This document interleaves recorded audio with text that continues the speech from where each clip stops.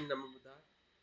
और मैं उम्मीद करता हूँ कि हम सभी स्वस्थ और आनंदित होंगे और हम और ज़्यादा प्रयास कर रहे हैं कि हमारा स्वास्थ्य, हमारा सुख और परिणाम कारक और परिपूर्ण करने के लिए या उस दिशा में ले जाने के लिए हम निरंतर प्रयास कर रहे हैं। तो इसी प्रयास की कड़ी में आज हम इस कोर्स के 22वें दिवस पे हम आज मिल रहे हैं, जिस हमारे विषय का जो अ, उद्देश्य है, उस उद्देश्य के आधार पे जो हम बात कर रहे हैं, जिसका नाम जो है उर्गेन संरक्षित के दर्शन में पूजा एवं श्रद्धा भक्ति का मनोविज्ञान स्वरूप क्या है। बनते संरक्षित जी पूजा और श्रद्धा भक्ति को कैसे देखते हैं। उनके जीवन के बारे में जितना बताया जाए उतना समय कम हो सकता है। लेकिन मैं ज़्यादा उनके जीवन से परिचय न देते हुए उनका जो पूजा और भक्ति के बारे में जो उनका मंतव्य है या कुछ बातें उन्होंने, अगर आपने श्रद्धा इस किताब को पढ़ा है या अभ्यास किया है तो निश्चित ही है उसके माध्यम से हमें उनकी डिवोशन, रिचुअल और डिवोशन की कंसेप्ट या उनका दर्शन क्या है उसके बारे में हमें स्पष्टता मिल सकती है। और इस श्रद्धा और भक्ति को या पूजा को बनते संरक्षित जी ने जिस प्रकार से देखा है, महसूस किया है, और उसी के आधार पर उन्होंने अपने इस आंदोलन में एक मुख्य धारा में या धम्म का अभिन्न अंग है। ये मतलब बाहर से सिर्फ सांस्कृतिक करने वाली क्रिया नहीं है, बल्कि धम्म जीवन जीने का बहुत महत्वपूर्ण आधार है। और इसका कहीं न कहीं बनते संरक्षित जी ने जो दर्शन लिया है, वह है बोधिचर्या अवतार इस ग्रंथ से।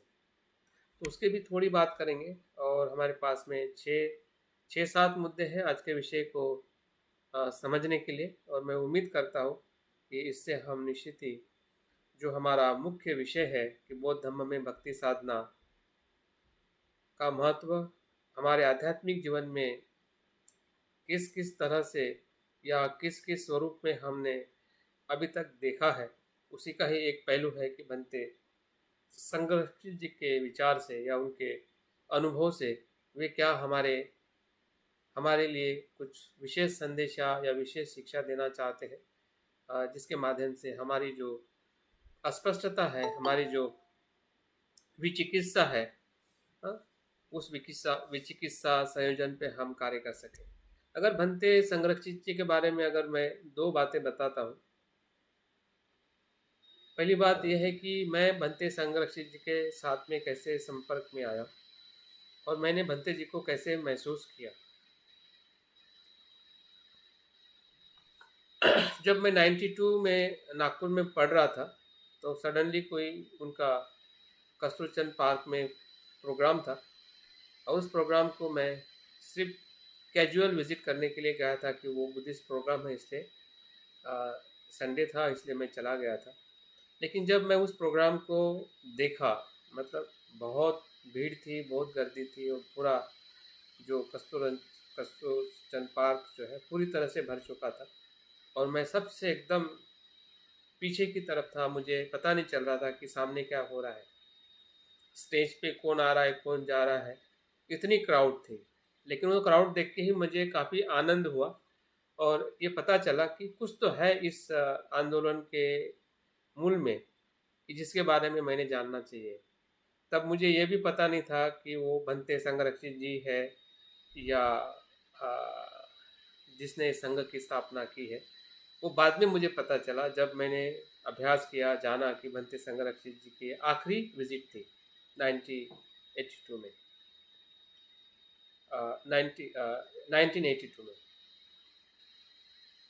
ये उनकी जो आखिरी विजिट थी, जिस विजिट से मैं तब परिचय उतना नहीं आया था, लेकिन इतना तो प्रभाव जरूर पड़ा था कि ये आंदोलन कुछ तो भी बड़ा है और इसलिए मैं उस आंदोलन के तरफ धीरे धीरे आकर्षित हुआ। कुछ जब नागपुर में रहा मैं अभ्यास के लिए, तब कुछ 2-3 समय में या 2-3 बार मैं क्लासेस में भी जाकर देखा तो मुझे बहुत वहाँ की जो मित्रता है या लोगों के प्रति जो उनका रिस्पेक्ट है, वो देख के मुझे बहुत ही अच्छा लगा और लगा कि ये संघ कुछ तो भी बाबा साहब और बुद्ध के विज़न पे कार्य कर रहा है। लेकिन फिर भी मैं उतना सहभागी नहीं कर पाया, क्योंकि मेरी कुछ और पढ़ाई है या कुछ बातें मेरे लिए और भी आवश्यक थी। लेकिन जब मैं संघ के संपर्क में 94 में आया, जब अहमदाबाद में मुझे जॉब मिली और मैं जब संघ के संपर्क में आया, और वहाँ पे जो केंद्र था अहमदाबाद में, तो वहाँ पे मैं कम्युनिटी में रहने लगा। तो कम्युनिटी में रहने के बाद जो कम्युनिटी का बुद्ध विहार था, वहाँ पे मैं रोज़ रात को या जब भी मुझे समय मिलता था, मैं मेडिटेशन के लिए जाता था। तो वहाँ पे बुद्ध बाबा साहब के साथ भंते की प्रतिमा रखी जाती थी। तो वो प्रतिमा ही मेरे लिए एक सबसे बड़ी कड़ी रही कि मैं उस प्रतिमा को देखते हुए ऐसा महसूस करता था कि भंते संरक्षक मुझसे बात कर रहे हैं, और उनकी बात को मैं समझ रहा हूँ कि वो क्या बताना चाहते हैं, धम्मक के बारे में हो या किसी भी अनुभव के बारे में।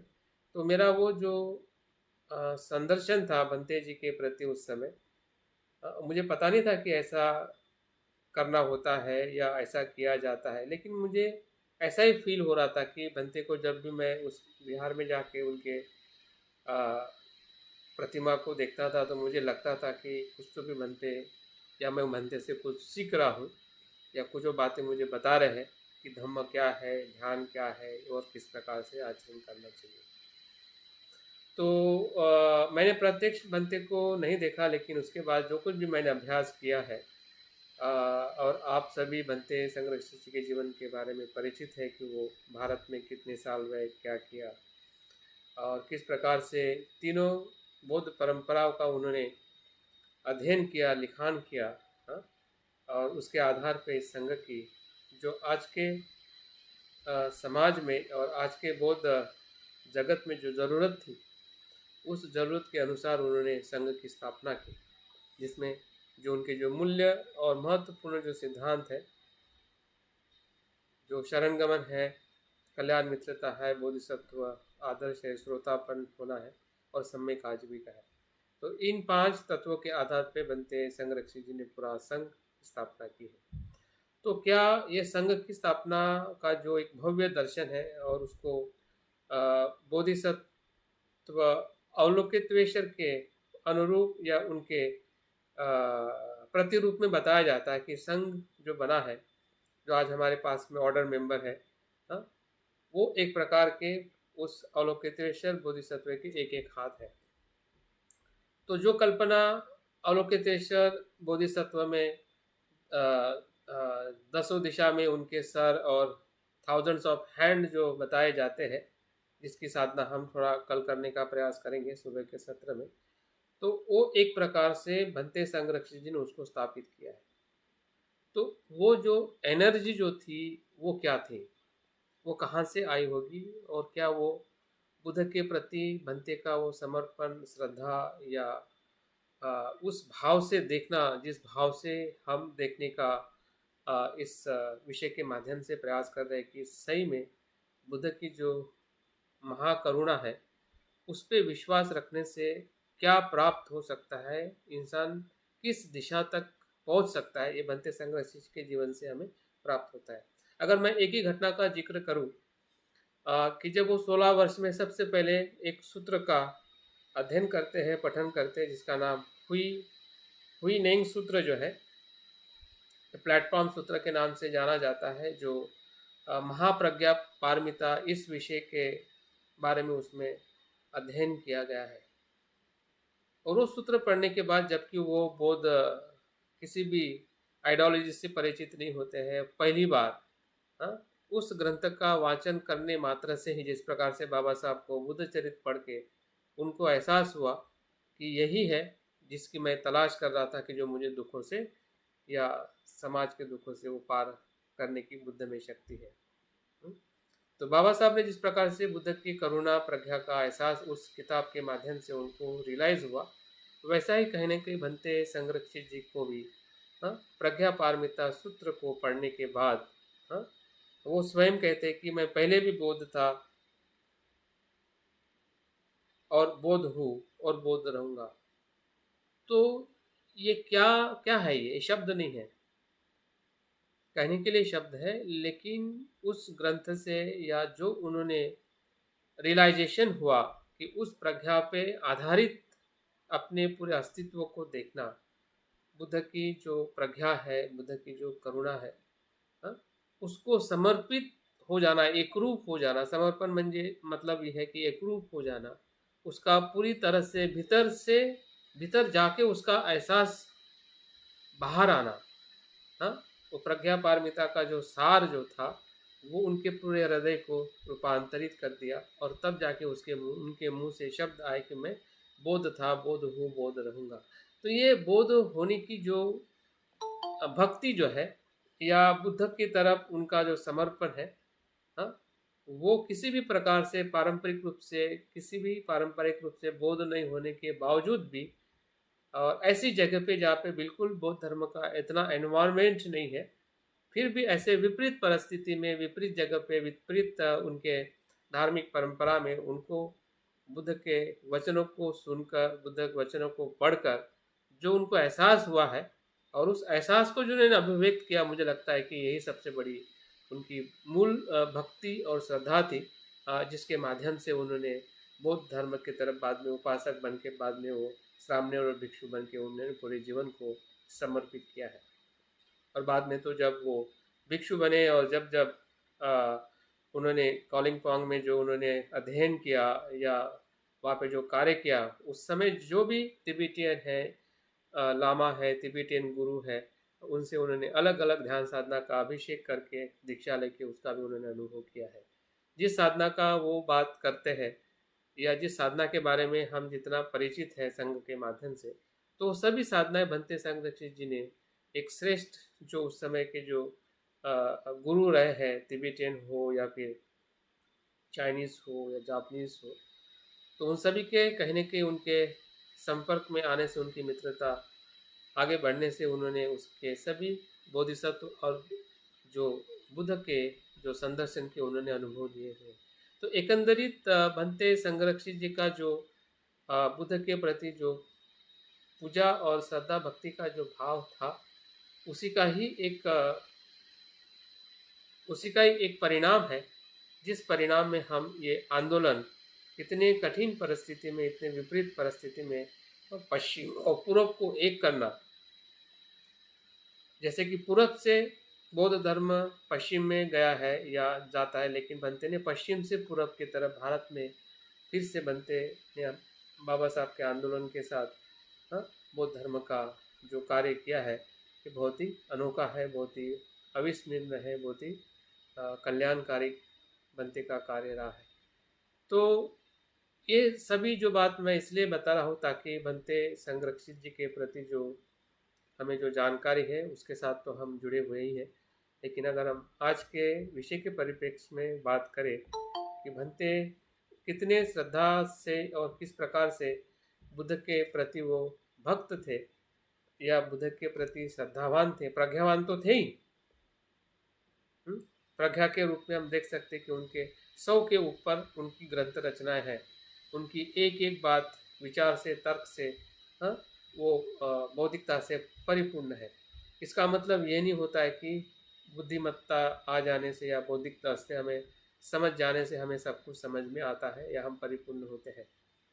तो जो भावनिक या बुद्ध के प्रति जो श्रद्धा है, बुद्ध के प्रति जो समर्पण है, हाँ, जो पूजा और श्रद्धा और भक्ति से वो विकसित होता है, हाँ, तो वो विकसित होने की जो घटना जो है, और उसके बाद भंते ने जो सप्तांग पूजा के माध्यम से या बोधिचर्या अवतार के ग्रंथ के अध्ययन से जो उन्होंने हमें सुचारू रूप से जो हमें जो पद्धति दी है श्रद्धा को और भक्ति का विकास करने की, ये उससे भी बहुत ही अफलातून है, जिससे हम अध्ययन करके हमें कम समय में और सरलता से, स्पष्टता से उस पूजा का हम अध्ययन करके, आचरण करके हम आगे श्रद्धा भक्ति को विकसित कर सकते हैं। देखते हैं बनते संरक्षित जी ने इस किताब के माध्यम से हमें जो बताने का, समझाने का जो प्रयास किया है, उसमें से कुछ बातें मैं आपके बीच में रखना चाहता हूँ। तो 7 मुद्दे हैं जिसके बारे में थोड़ा-थोड़ा हम जानेंगे, जो इसी विषय के साथ में हमें और ज़्यादा गहरी स्पष्टता दे सकते हैं। तो सबसे पहले हम देखेंगे बोधिचर्या अवतार ग्रंथ का संक्षिप्त परिचय क्या है, क्योंकि ग्रंथ की बहुत विशालता है जिसको हम हर बात को अभी हम देख नहीं पाएंगे, लेकिन इसके ऊपर मुझे लगता है कि हम एक अभ्यास पूरा ले सकते हैं कि बोधिचर्या अवतार का संपूर्ण अध्ययन करने के लिए, क्योंकि ये श्रद्धा से और भक्ति से इतना भरा हुआ ग्रंथ है। उसका अध्ययन करने से भी हमारी बहुत सारी अस्पष्टता है या विचिकित्सा है टूट सकती है। दूसरा हम मुद्दे पे बात करेंगे कि संगरक्षी जी के दर्शन में पूजा और श्रद्धा का स्वरूप क्या है। उनके ही इस विचारों से और आगे बात वो करते हैं कि बौद्ध धर्म में सिलवर्त परामर्श और पूजा में क्या भेद है। वो कब सिलवर्त परामर्श परिबंधन या संयोजन बनता है और कब पूजा श्रद्धा और भक्ति में रूपांतरित होती है, उसके कुछ बातें मुद्दे बनते हैं इसमें बताए हैं। और पूजा की जो मनोवैज्ञानिक परिभाषा है, क्योंकि पूजा इस शब्द से हम काफ़ी डरे हुए हैं। भले हम थोड़े स्पष्ट हैं, लेकिन बाकी हमारे आसपास के लोग जो हमें पूजा करते हुए देखते हैं या देखने वाले हैं, या हम लोगों को अपने से अलग प्रकार की पूजा करते हुए देखते हैं, स्पेशली बौद्ध परंपरा में, तो हमें कहीं ना कहीं हमारा मन जो है अस्पष्ट रहता है कि इसकी सही परिभाषा क्या है। तो भंते संरक्षी जी ने एक मनोवैज्ञानिक मनोवैज्ञानिक का एक रेफरेंस देके उसके व्याख्या के बारे में जो बताया है, उससे भी हमें काफ़ी लाभ मिल सकता है। ध्यान और नाम, जिसमें नाम को हम सुखावती मार्ग कहते हैं, इसमें क्या फ़र्क है और कैसे दोनों एक दूसरे के साथ जुड़े हुए हमारे धम्म जीवन के लिए, लेकिन वैसे वो दोनों अलग अलग मार्ग है। दोनों का कार्य करने का पद्धति अलग है, लेकिन हमारे धम्म जीवन में दोनों भी आवश्यक है। जब हम धम्म विकास या आध्यात्मिक जीवन जीना चाहते हैं, वो हमारे लिए वो अलग अलग नहीं है, लेकिन उसके आचरण मार्ग से वो थोड़े अलग अलग दिखाई देते हैं। और आखिरी में हम बात करेंगे कि बौद्ध धम्म में मंत्र का अर्थ और उसकी विशेषता क्या है। हम मंत्र को क्या कहते हैं और उसकी विशेषता क्या है, जिसके माध्यम से हम मंत्र पठन करते समय कुछ हमारी स्पष्टता और हमारी श्रद्धा बढ़ सकती है। देखते एक एक बातों को, क्या हम आगे उसके विश्लेषण से हम थोड़ा और गहराई में उसको समझ सकते हैं। तो अगर हम बोधिचर्या अवतार इस ग्रंथ की अगर बात करें, तो उसके रचनाकार हम सभी को पता है कि जो 7वीं शताब्दी में शांतिदेव आचार्य का नाम हमने अनेकों बार सुना है, उनकी ही ये रचना है। उनके जीवन के बारे में ऐसा कहा जाता है कि वो 7वीं शताब्दी में सौराष्ट्र में, जो गुजरात का बहुत ही महत्वपूर्ण प्रदेश है, वहाँ के वो निवासी थे और उनके पिताजी का नाम कल्याण वर्मा था, जो राजा थे, मतलब वो राजा के पुत्र थे। तो उस समय उनके बारे में ऐसा कहा जाता है कि जब उनका राज्याभिषेक हो रहा था, उसी दिन उनके स्वप्न में मंजूश्री आते हैं और उनको दीक्षा देके उनको भिक्षु बनाते हैं।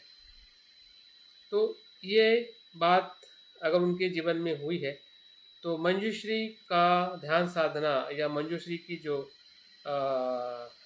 संदर्शन साधना या मंजूश्री का जो प्रभाव उस सौराष्ट्र के आसपास में रहा होगा, उसका भी हमें एहसास हो सकता है, क्योंकि मंजूश्री का महायान परंपरा से जुड़ा हुआ ध्यान साधना है, जबकि वहाँ पे हमें वल्लभी जो विश्वविद्यालय जो है, वो थेरवाद की विश्वविद्यालय के नाम से वहाँ पे ज़्यादा विकास हुआ है। लेकिन कुछ हद में महायान की भी कुछ केव्स है, जो राजकोट के पास में जो केव्स मिली हुई है, खम्बालीडा करके, वहाँ पे हमने 2-3 शिविर भी लिए हैं जब मैं गुजरात में था। तो वहाँ पे जो खम्बालीडा का जो केव्स जो है, वहाँ पे हमें बोधिसत्व के, मंजूश्री बोधिसत्व है, पद्मपानी बोधिसत्व है, उनके अजंठा जैसे ही वहाँ पे चित्र मिलते हैं या उनके ऐसे प्रतिमाएं मिलती है। इसका मतलब गुजरात सिर्फ थेरवाद के लिए केंद्र नहीं था, बल्कि वहाँ पे महायान परंपरा का भी बहुत अधिक प्रमाण में विकास हुआ था। और जिस परंपरा से शांतिदेव आचार्य का संबंध आया था, और वहाँ से फिर वो नालंदा आकर वो अभ्यास करते हैं, और वहाँ पे वो 3 ग्रंथों की रचना करते हैं, जिसमें एक बोधिचर्य अवतार है, दूसरा शिक्षा समुच्चय है, और तीसरा सूत्र समुच्चय है।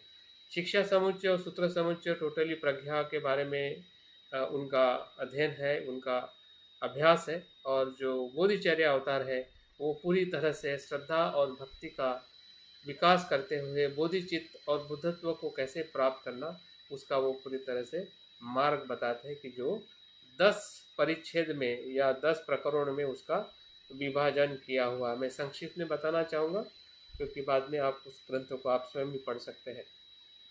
प्रथम अध्ययन में बोधिचित्त की अनुशंसा, मतलब बोधिचित्त का उत्पाद होना या उत्पन्न करना, वो उसके बारे में उसका वर्णन किया गया है। दूसरे अध्याय में बोधिचित्त के उत्पाद के लिए उसकी विधि बताई गई है, जो भंते संरक्षित जी ने भी हमें सप्तांग पूजा के माध्यम से बताया है यहाँ पे। लेकिन एक अंग ज़्यादा है, इसलिए उसको अष्टांग पूजा कहा जाता है, जो बोधिचित्त उत्पन्न करने के लिए हमें मदद करती है, जिसमें वंदना है, पूजना है, शरणगमन है, पाप देशना है, पुण्यानुमोदन है, बुद्ध देशना है, याचना है, परिमानन है, आदि अष्टांग पूजा की चर्चा की गई है। तीसरे अध्याय में दान पारमिता का वर्णन किया है, चौथे में शील का, पांचवें में संप्रजन्य मतलब स्मृति का, छठे में शांति पारमिता, सातवें में वीर्य पारमिता, आठवें में ध्यान पारमिता, नौवें में प्रज्ञा पारमिता, और 10वें में परिणामन। ये परिणामन जो है ये बहुत ही महत्वपूर्ण तत्व है महायान में या भक्ति और श्रद्धा में, जिसके बारे में अगर एक शब्दों में कहे तो ऐसा कहा जाता है, या उसका अर्थ ये है कि अपने द्वारा अर्जित पुण्य को किसी उद्देश्य विशेष के लिए परिणामित कर देना, मतलब समर्पित कर देना, उसी का नाम परिणामना है। और हमने अमिताभ बुद्ध के ध्यान साधना के अभ्यास में भी हमने देखा है कि परिणामना, जो पूर्व परिणामना मतलब बुद्ध के पहले जो सुमेध थे, जब वो बोधिसत्व थे, तब उन्होंने यही परिणामना की थी कि मेरे कुशल कर्म से मैं जो प्राप्त करूं, जो भी मैं कुशल प्राप्त करूं, पुण्य प्राप्त करूं, बुद्धत्व प्राप्त करूं, तो वो मैं सभी के लोक और हित के कल्याण के लिए मैं समर्पित करूंगा। तो ये जो परिणामना है, ये जो त्याग जो है उनके पुण्य कर्म का, उसी के कारण बोधिसत्व के रूप में या बुद्ध जो करुणा के रूप में हमेशा जीवित रहते हैं। और निरंतर लोगों को मदद करने के लिए उनका जो भाव है या उनका जो अस्तित्व जो है, वो हमेशा संसार में वो लोगों को मदद करते रहते हैं। तो उस भाव से जब हम पूजा करते हैं या कोई भी कर्म करते हैं, तो निश्चित ही है कि उसकी जो क्षमता जो है वो 100 गुना बढ़ जाती है।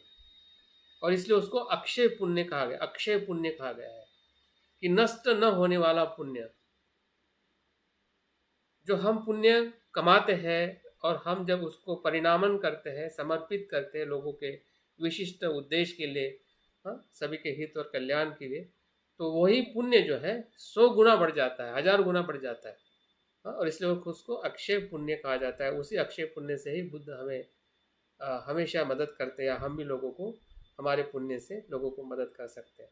तो इस प्रकार से इस पूरे बोधिचर्या अवतार का एक ही उद्देश्य है कि श्रद्धा और भक्ति के माध्यम से बोधिचित्त को विकसित करते हुए बुद्धत्व को प्राप्त करना। अगर एक शब्द में उसका वर्णन करें और समझने का प्रयास करें, तो ये ग्रंथ से ही भंते संरक्षित जी ने जो सप्तांग पूजा का जो हम अध्ययन करते हैं, मुझे लगता है कि कल ध्यान होने के बाद हम जब 15, 16, 17 तारीख की जो हम सुबह की जो पूजा ध्यान करेंगे, उसमें सप्तांग पूजा का अभ्यास करने वाले हैं, सप्तांग पूजा का हम आचरण करने वाले हैं 17वें दिवस के मॉर्निंग में। इवनिंग में तो हमारा वो समय रहेगा ही, लेकिन मॉर्निंग में हम 20 मिनट का या 10 मिनट का ध्यान करने के बाद हम सप्तांग पूजा का संघायन करेंगे। सप्तांग पूजा के लिए हमें अपने आप को तैयार करना है। तो सप्तांग पूजा ही आज हमारे संघ में या भंते संरक्षित जी के माध्यम से जो उन्होंने संकलन किया है एक संक्षिप्त रूप में, या उसके साथ हम इतने बड़े ग्रंथों को उन्होंने बहुत ही एक आचरणात्मक पद्धति हमारे सामने रखी हुई है, जिसमें सब कुछ समाविष्ट है जो हमें बोधिचित्त को उत्पन्न करने के लिए, विकसित करने के लिए, या बुद्ध के करुणा में समर्पित होने के लिए, हाँ, वो सभी बातें उसमें हमें भंते संरक्षित जी ने दी हुई है। तो भंते ने ये देने का मतलब क्या था, क्या भंते का क्या तर्क था, भंते क्या सोचते थे, भंते ने उसके पीछे क्या लॉजिक और वैचारिक बातें की है, ये भी हमारे लिए समझना बहुत ज़रूरी है, ताकि हम जब भी सप्तांग पूजा करते हैं या करेंगे तो उससे हमें पूरी तरह से सहजता से उसके हम संपर्क में आ सके और हमें उस पूजा से लाभ मिल सके, जो लाभ वो हमें देना चाहते हैं, या हम स्वयं ही उस लाभ से वंचित है, उस लाभ को हम प्राप्त करना चाहते हैं। तो भंते संरक्षित जी के शब्दों में या इस लिखे हुए कुछ मुद्दों को ही मैंने आपके सामने रखा, उसको मैं पढ़ के कुछ बातें उसकी और स्पष्टता से मैं बात करना चाहूँगा। भंते कहते हैं कि बुद्ध के रूप के प्रति भक्ति, कृतज्ञता, आदर, इन भावनाओं को पूजा में व्यक्त किया जाता है। कितना सीधा और सरल, अगर एक शब्द का ही अगर हम विश्लेषण और चिंतन करते हैं, हाँ, तो हमारा पूजा भाव व्यक्त करने का, हाँ, बुद्ध के प्रति जो रिस्पेक्ट है, बुद्ध के प्रति जो हमारा आदर है, उसको अभिव्यक्त करने का ही विधि, या उसको अभिव्यक्त करने की आचरण या कर्म ही पूजा है।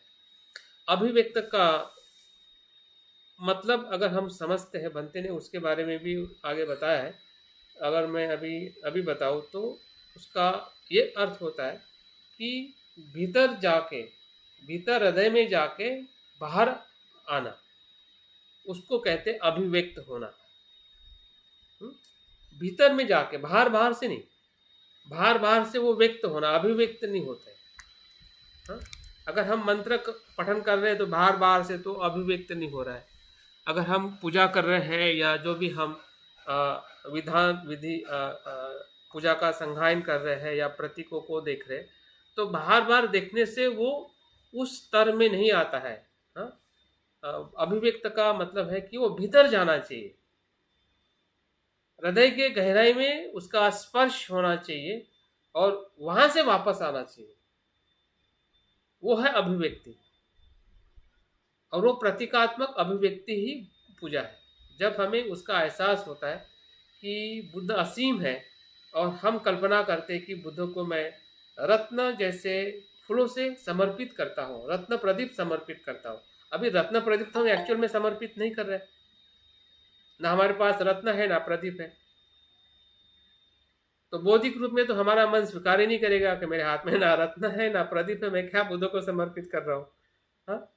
लेकिन रत्न प्रदीप आपके जो भीतर जो उसका भाव जो है ना, उस भाव को स्पर्श करते हुए जब हम उस शब्दों का उच्चारण करते हैं, तब जाके वो प्रतीकात्मक जो पूजा है वो श्रद्धा और भक्ति में परिवर्तित होती है।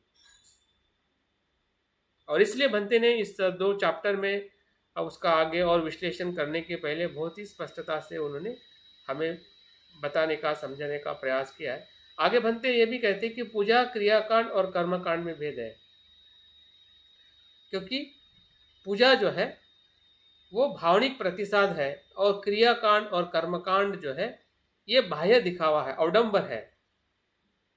हाँ? क्रियाकांड करना या कर्मकांड करना वो सांसारिक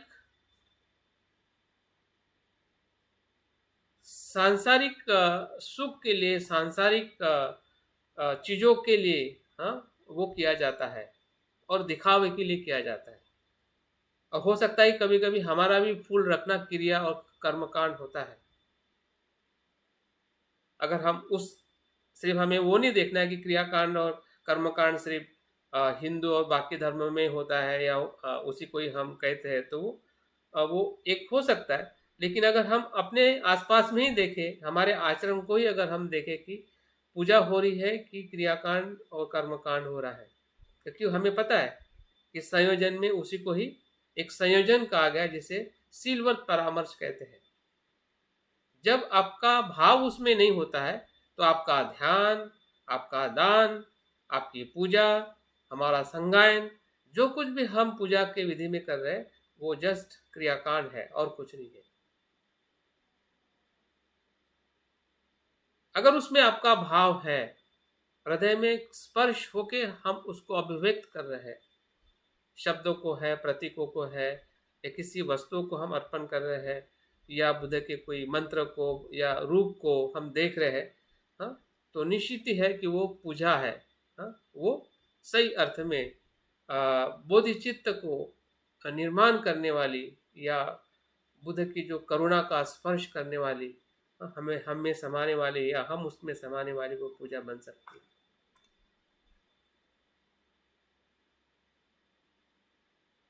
और भंते आगे कहते हैं कि भक्ति की जो संपूर्ण भावना को व्यक्त करने वाला कोई क्रियाकर्म हो तो वो सामूहिक कृति होनी चाहिए, जो ध्येय और समान मूल्य की बुनियाद पर स्थापित हो। मतलब पूजा कोई व्यक्तिगत नहीं है और बिन उद्देश्य की भी नहीं है। भले हम व्यक्तिगत पूजा करते हैं, हाँ, लेकिन वो व्यक्तिगत पूजा सही अर्थ में पूजा नहीं होती है। उसमें वो समूह की कृति है, मिलकर पूजा करते हैं और विशिष्ट मूल्य का आधार रहता है। हम पूजा इसलिए नहीं करते कि आपका उद्देश्य मेरा उद्देश्य अलग अलग है। हम सभी का एक ही उद्देश्य होता है जब हम पूजा करते हैं, वह है बुद्धत्व प्राप्त करना, बोधिचित्त को निर्माण करना। उस भाव से, समान मूल्य से, मानवीय मूल्य से हम पूजा करते हैं, नहीं कि स्वार्थ से, नहीं कि किसी के अहित के लिए या किसी के अकल्याण के लिए या दुखी करने के लिए हम पूजा करते हैं। तो वो जो भाव जो है वो सिर्फ हमें बुद्ध के धम्म में ही हमें वो मिल पाता है। जो बाकी धर्म के लोग भी अगर इस प्रकार से पूजा करते होंगे तो बहुत अच्छी बात है, उसको हमें स्वीकार करना चाहिए। अगर हम उसको पास से देखते हैं और उनके तत्व में और उनके आचरण में अगर ऐसे मूल्य अगर हमें दिखाई देते हैं, तो निश्चित उनके भी श्रद्धा भक्ति को हमने स्वीकार करना चाहिए। हाँ, हमने हर चीज़ को विरोध करने से या भेद रखने से सब कुछ ठीक नहीं होगा, क्योंकि हम इसी संसार के लोगों के साथ में रहते हैं कि जो अन्य लोग भी अपने जीवन में सुख ढूंढने का प्रयास कर रहे हैं।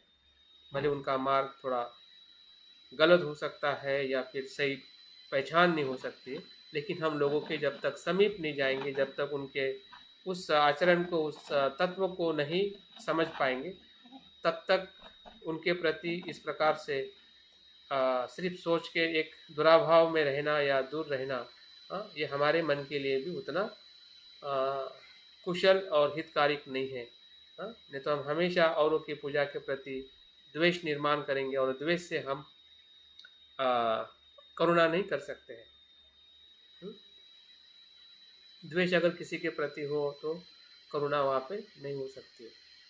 तो करुणा जब होती है तो द्वेष किसी के भी प्रति, किसी भी लोगों के आचरण के प्रति भी हमारे मन में द्वेष नहीं होता है। हम जानते हैं कि ऐसा वो क्यों कर रहे हैं और उसके पीछे सत्यता क्या है। तो इस प्रकार से जब हम चीज़ों को देखते हैं, हाँ, कि वो सामूहिक कृति है, हमारे ध्येय समान मूल्य के आधार पे उसका हम आचरण करते हैं।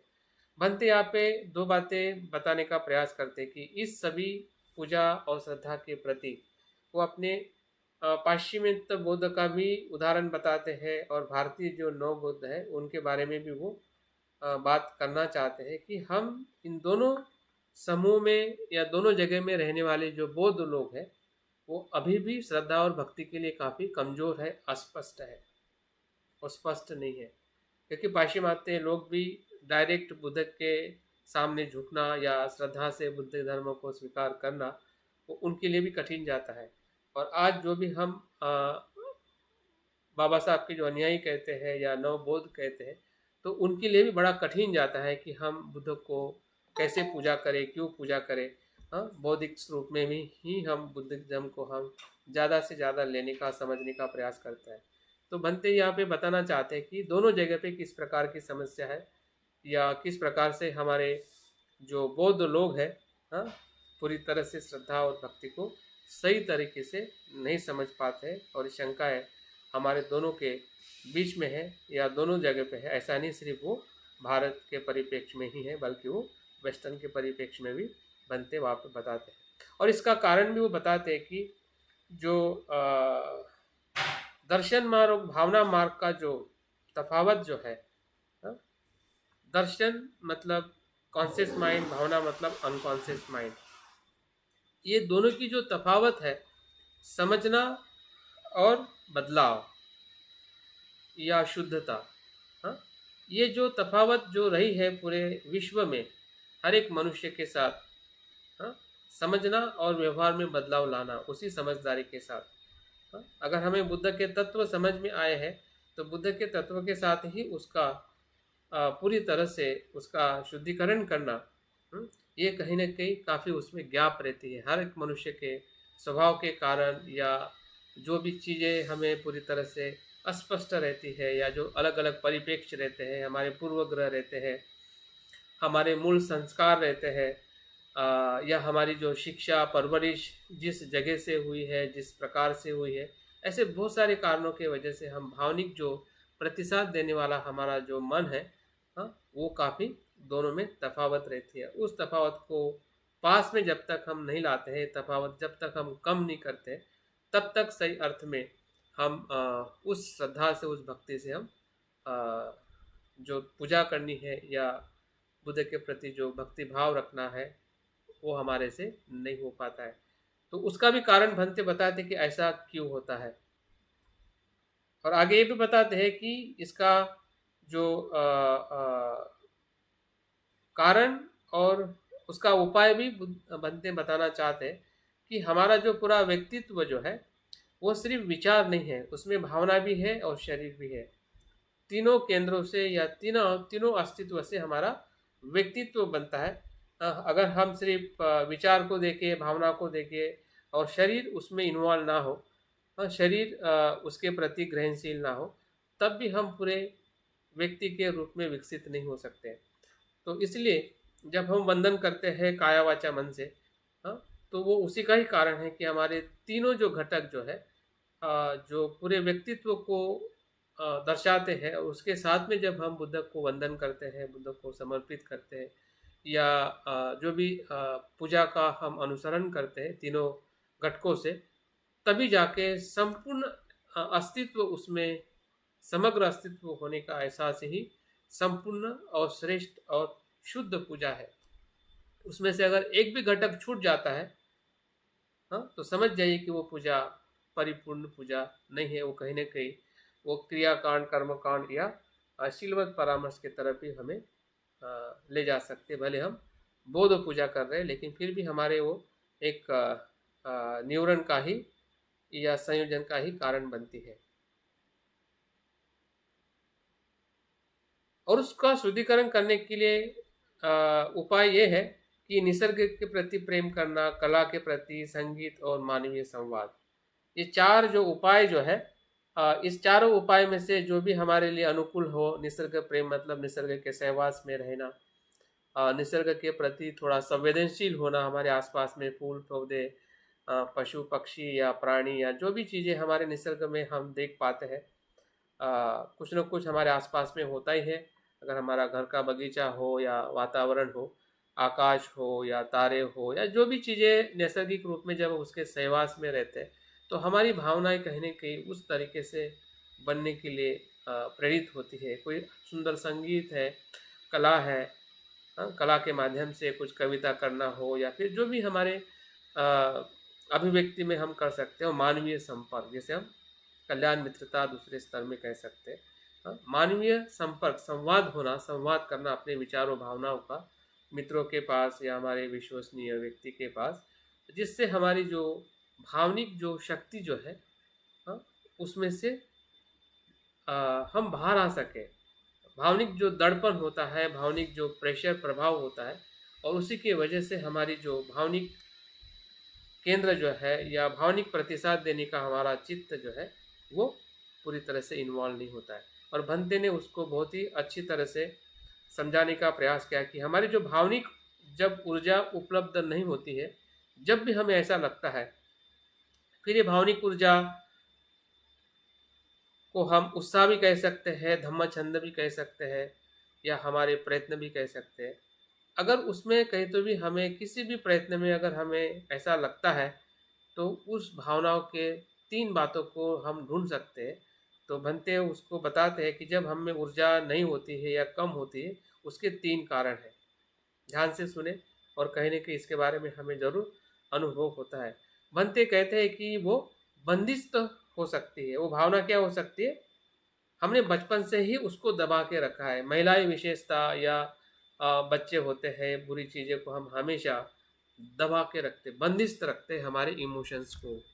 हाँ? ये बंदिस्त रखने का जो हमारा खेल है या हमारा जो स्वभाव है, हाँ? वही हमारी भावनिक शक्ति को पूरी तरह से नष्ट करता है, और हम उस तरीके से हम श्रद्धा और भक्ति का विकास करने के लिए हमें शक्ति नहीं मिल पाती।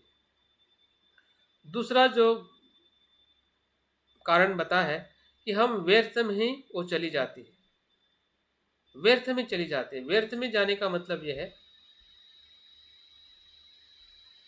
कि मतलब जिस दिशा में हमें जाना ही नहीं है, उसी दिशा में हमारी शक्ति चली जाती है।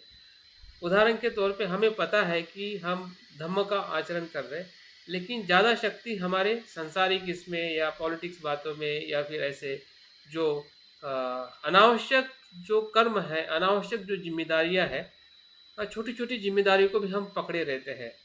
हाँ, छोटी छोटी बातों को भी हम पकड़े रहते हैं, और उसमें हमारी शक्ति ऐसे ही व्यर्थ होती है। सुबह से लेके शाम तक, दिन से लेके महीने तक, सालों तक, ऐसे ही उसी स्रोत में हमारी भावनिक शक्ति व्यर्थ होती है। तो हमने ढूंढना चाहिए कि क्या ऐसा हो रहा है। अगर ऐसा हो रहा है तो निश्चित ही हमारी भावनिक उन्नति हम नहीं कर पा सकते हैं। और तीसरा जो बताया है कि वो भावनिक शक्ति जो है वो बहुत कच्ची होती है। ये कच्ची होने का मतलब ये है कि अपरिपक्व होती है, और अपरिपक्व इसलिए होती है कि हम चिंतन के माध्यम से हम ज़्यादा जानते नहीं हैं। हम इतना ही जानते हैं कि कोई कह रहा है, बोल रहा है, और उसी को मान लेते हैं। वो तो बाबा साहब ने कहा है, भंते ने कहा है, हमारे कल्याण मित्र ने कहा है, तो मान लेते हैं। हाँ? तो मान लेने का मतलब है कि वो बात जो है आप परिपक्वता से उसको ना सुन पा रहे हैं, ना समझ पा रहे हैं, क्योंकि आप उसका चिंतन नहीं कर रहे। अगर चिंतन नहीं होता है तो वो बात या वो तत्व जो है हमारे लिए अपरिपक्व रहता है, कच्चा रहता है। हुँ? और जो अपरिपक्व रहेगा, तो बार बार हमारे मन में शंका निर्माण होगी, और बार बार वो भावनाएं जो है, जिस भावना से हम आगे जा सकते हैं, वो भावना हमारे पास में रहेगी ही नहीं, क्योंकि वो अर्धी कच्ची भावनाओं को भावना में हमारी ऊर्जा चली जाती है। और ये व्यर्थ कैसे सर? व्यर्थ वाली बात बता रहे? व्यर्थ वाली इससे बात पहले वाली? मतलब जो टाइम का मिसयूज करना या किसी दूसरे विषय की तरफ हम बह जाना, जबकि हम आध्यात्मिक विकास करना चाहते हैं। हमने लक्ष्य बना दिया कि हमने आध्यात्मिक विकास करना है, फिर हम उसी विकास के अंदर फिर हम पॉलिटिकली कुछ ज़्यादा सोचते हैं, या फिर जो सांसारिक जो बातें हैं, सांसारिक जो हमारी जिम्मेदारियां हैं, उसी में हम पड़े रहते हैं, उसी में हमारी पूरी एनर्जी उसी में चली जाती है।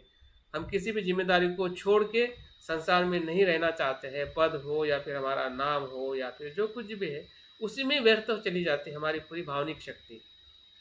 तो वहाँ पे हमने देखना चाहिए कि क्या मेरी ऐसी कुछ व्यर्थ एनर्जी जा रही है क्या, हाँ, जो अगर हमें दिखाई देती है, तो हमें समझ में आएगी कि हाँ, बहुत सारी समय मेरा इसी ही तरीके से चला जाता है, हाँ, जिसमें मेरी भावनाएं ऐसे ही बह जाती है, उसको मैं समझ नहीं पाता हूँ।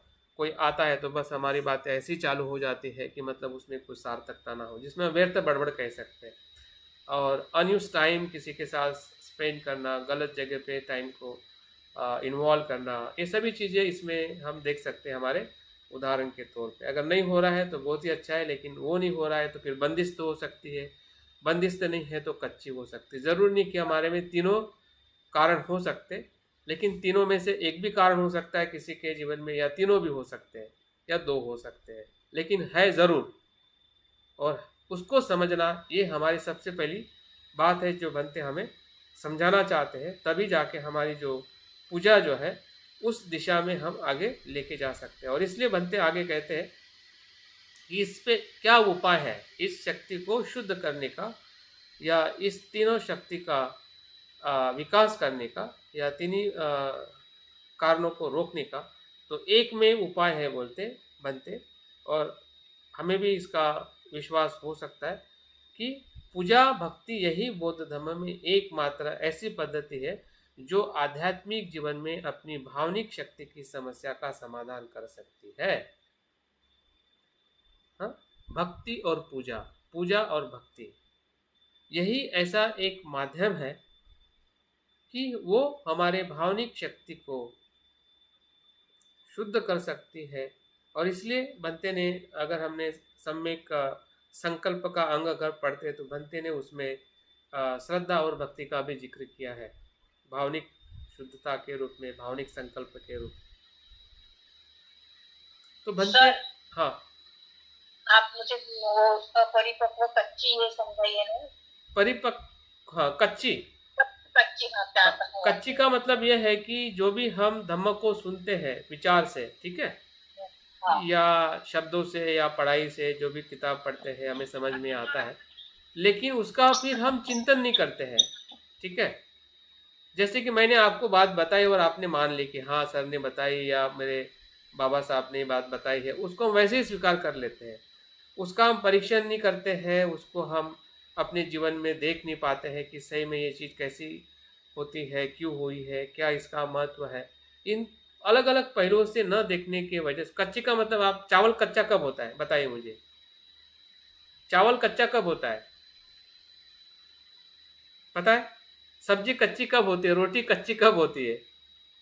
जब पकी नहीं होती। नहीं मतलब वो तो बराबर है, लेकिन कुछ तो कारण होगा ना। एक तो आपने गैस बराबर नहीं लगाई होगी, या उसको घुमाया नहीं होगा, या पानी नहीं डाला होगा, या उसको आपने बार बार देखा नहीं होगा। कुछ कर नहीं रही है। सीधी सीधी बात है सर, ऊर्जा नहीं मिल रही होती प्रॉपर उसे।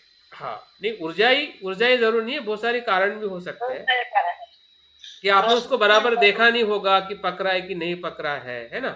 तो मतलब चिंतन करने का मतलब ये है कि आप उस बात को, आप बहुत सारे तरीके से उसको परखते हैं, देखते हैं कि वो क्या है। हाँ?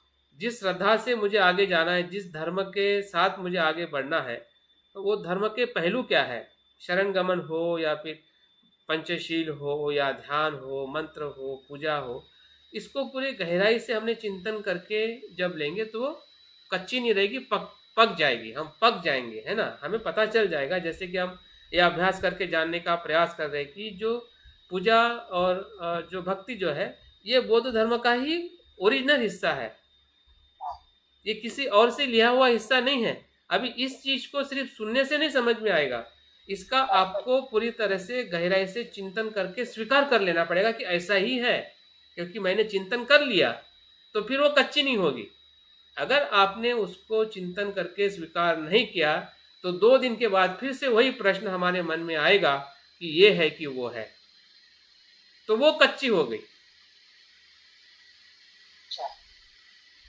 जब आपको फिर से शंका निर्माण होती है तो वो कच्ची है। अगर फिर से बाद में उसके बारे में आपको शंका निर्माण होती नहीं, क्योंकि आपने पूरा उसका अध्ययन करके उसको जान लिया, समझ लिया, हाँ, तब वो कच्ची नहीं होगी। अगर आपने नहीं समझा आपके मन के भाव से या चिंतन से, तो वो हमेशा कच्ची ही रहेगी, और कच्ची ही हमें श्रद्धा रहने से हम परिणाम कारक शरण गमन हो या उससे आगे जाने का शरण गमन हो, उधर हम जा नहीं पाएंगे। जो कच्चा होगा तो पेट में क्या गड़बड़ करेगा ना और गड़बड़ करेगा तो फिर वो ध्यान में बैठने नहीं देगा आपका पेट। सही बात, क्या बात। तो पूजा भी हमें आगे जान लेके नहीं जाएगी, बस उधर ही घुमाते रहेगी कि भाई पूजा कर रही हूँ, अच्छा है। हुँ? लेकिन बनते ये कहते हैं कि पूजा मतलब आगे बढ़ना। अभी उसके बारे में आगे बनते बात करते हैं तो उस समय पता चलेगा। ठीक है, यहाँ तक ठीक है ना? हाँ, हाँ, ठीक है, ठीक आगे है। बढ़ते हैं। हाँ, अभी यहाँ से और ज़्यादा चीज़ें हमें स्पष्ट हो सकती है बनते इस इसी बुक्स में एक चीज़ों पे काफ़ी अच्छा फोकस करते हैं और उससे मुझे लगता है कि जो शीलव्रत परामर्श जो दूसरा प्रकार का श्रोतापन्न का संयोजन है, और इसका हमने कहीं न कहीं अभ्यास भी किया होगा। इसका बहुत ही स्पष्ट इसमें बनते अर्थ बता के हमें पूजा को और शीलव्रत परामर्श को अलग-अलग करके बताना चाहते हैं कि पूजा कब वो भक्ति में परिवर्तित होती है, बुद्ध की तरफ ले जाती है। अगर पूजा वो वैसी नहीं होती हो तो शीलव्रत परामर्श कैसे बनता है, उसकी परिभाषा हम देखते हैं ताकि हमारी जो पूजा की जो संकल्पना है या हमारे भक्ति के प्रति जो हमारी स्पष्टता है वो गहरी हो सकती है। बौद्ध धर्म में शील व्रत का जो अर्थ बताया गया है वो प्रतिज्ञा बताया गया है। शील व्रत मतलब शीलों का व्रत करना मतलब संकल्प करना, प्रतिज्ञा करना, इस अर्थ से उसका अर्थ है। दो शब्दों को अलग अलग करके बनते बताते ताकि हमें पूरी तरह से स्पष्ट हो जाए कि वो शील व्रत परामर्श अगर वो संयोजन है तो पूजा संयोजन क्यों नहीं बनता है, या पूजा से हम संयोजन को विकसित कर रहे हैं कि संयोजन को तोड़ रहे हैं। ठीक है, संयोजन को बढ़ा रहे हैं या संयोजन को तोड़ रहे हैं, इसकी हमारी स्पष्टता अगर एक बार हो जाती है या हम प्रयास करते हैं तो बाद में कभी भी हमारी पूजा अंधश्रद्धा में या जो भावनिक जो तीनों बताए हैं, कच्ची होना, व्यर्थ होना या दबी होना, उन सभी भाव से हम मुक्त हो सकते हैं। इतनी ताकत पूजा में है जो भंते बताते कि वो एकमेव मार्ग है कि जो हमारे इस सभी भावनाओं को पूरी तरह से वो संतुलित करता है या परिशुद्ध करता है। तो परामर्श का अर्थ ध्यान से सुनिए और ये बहुत ही महत्वपूर्ण है। शायद इस अर्थों को हमने इसके पहले सुना होगा लेकिन इस संदर्भ में ये बहुत ही महत्वपूर्ण है। परामर्श का मतलब यह है कि आसक्ति कही जाती है। परामर्श को आसक्ति और लोभ के अर्थ से अवलंबित रहना और किसी बात को ध्येय सिद्धि का साधन मात्र न मानते हुए उसे ही ध्येय समझ बैठना। यहाँ पे दो बातें बहुत ही स्पष्ट होनी है कि किसी लोभ के कारण या आसक्ति का आधार मानकर पूजा करना और साथ साथ में पूजा को साधन न मानते हुए ध्येय मानना, दो बातें बहुत ही स्पष्ट है।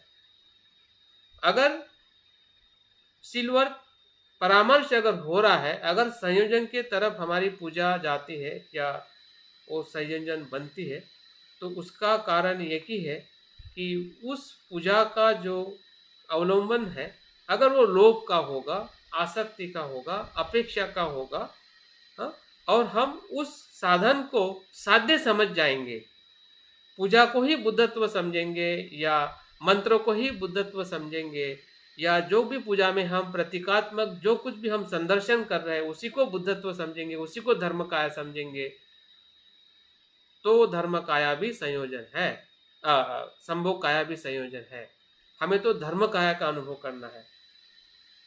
हाँ? संयोग संभोग काया हमारे लिए पर्याप्त नहीं है, वो एक साधन मात्र है, उसको साध्य नहीं समझना।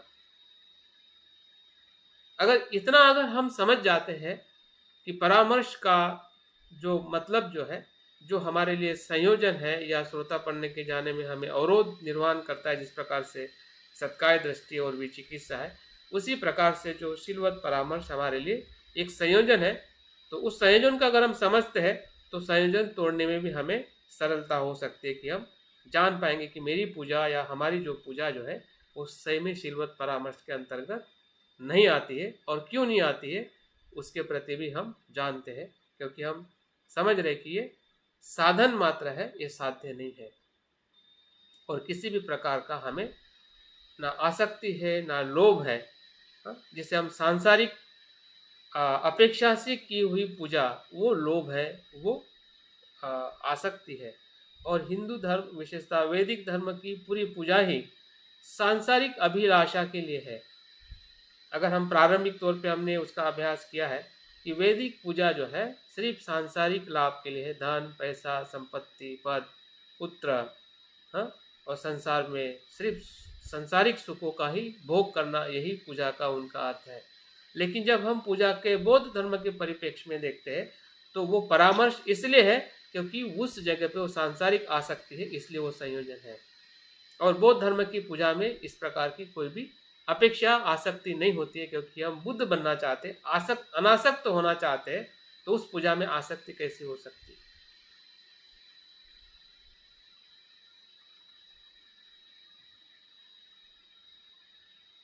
तो इस अर्थ से अगर शील व्रत परामर्श पूरे शब्दों को अगर हम समझना चाहते हैं कि मतलब यह है कि किसी भी तरह से नैतिक नियम, अभी नैतिक नियम मतलब हमारे जो शील हो सकते हैं, पंचशील 10 शील हो सकते हैं, हमारा पूरा धार्मिक आचरण हो सकता है।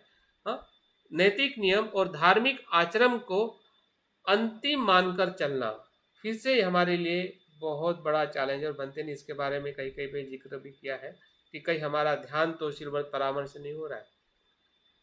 जब ध्यान पे ही ऐसा अगर क्वेश्चन पूछा जा रहा है और बताया जा रहा है कि हमारा ध्यान अगर शील व्रत परामर्श हो रहा है, इसका मतलब हमारी धार्मिक आचरण है या नैतिक आचरण है, हाँ, उसी को हमने कहने के उसको अंतिम माना है, उसको साध्य माना है, साधन नहीं।